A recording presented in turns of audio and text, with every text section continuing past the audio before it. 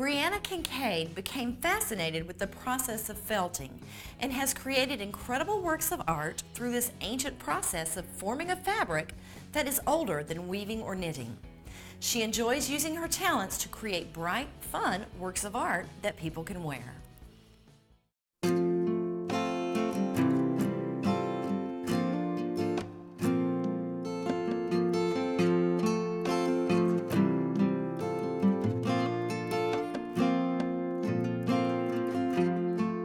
I think the reason that I'm so interested in felting is because it's so connected to ancient processes. It's the first way of making fabric, and I find that very interesting and intriguing. And I think we're all connected to things that happened long ago, and if we can tap into that connection, we're lucky. So I feel that felting, it was the first way of making fabric, and I've always been involved in fabric. It's been a part of my family history and my family's life. Everybody sewed, and I learned to sew at a young age, and it was just a big part of normal activity in our home. So I think fabric was a natural medium for me to choose, and fibers felt even more natural. So when I started working with wool, it just felt like a medium and a textile that I could stick with forever. I just tried all the other mediums out and knew pretty much right away that textiles was the one for me. It's more, for me, instant gratification.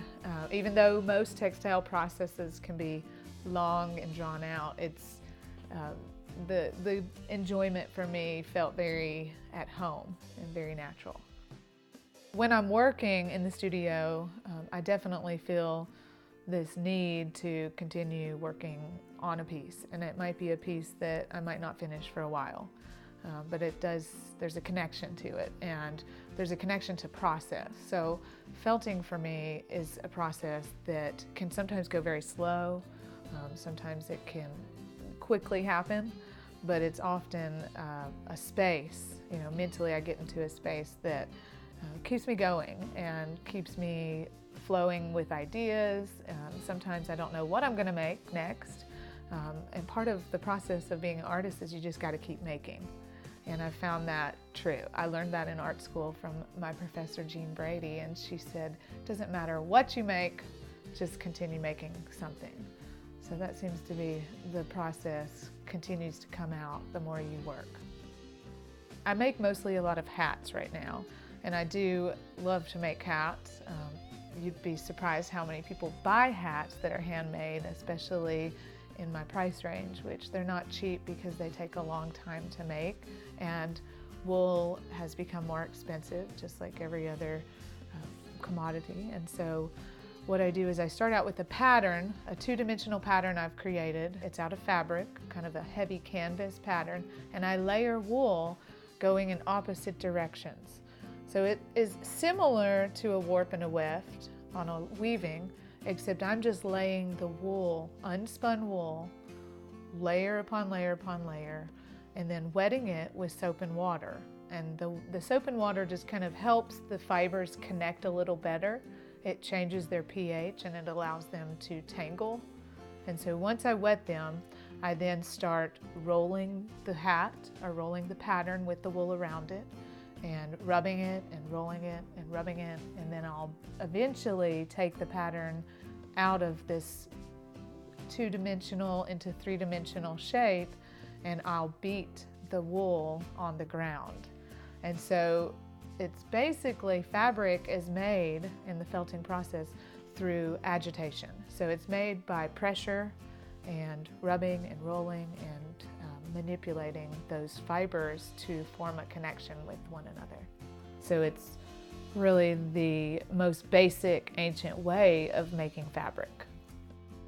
My work is very whimsical and fun, I think, and people laugh a lot when they come see my work. They'll try on hats and different wearable sculptures that I make. I feel that I think I need children, their inspiration, to make my work more inspirational. So I have kids myself. I'm a mother of 3, and they inspire me and always have. Just their love for imagination and playful that really inspires my work to be what it is. I want my work to be playful. I want it to be something that people look at and find joy out of. And so in the classroom, I'm often amazed and inspired by what my students create. We don't do a lot of felting, but we do a lot of art, history-based learning, and just when I see how playful they are with their work, that inspires me to keep that sense of playfulness, joyfulness that children seem to have so naturally. We lose that as we get older, and so being in the classroom brings me back to that spot, and being around children is a good way to get back to that place. So I think that inspires my work as well as helps me be a better teacher.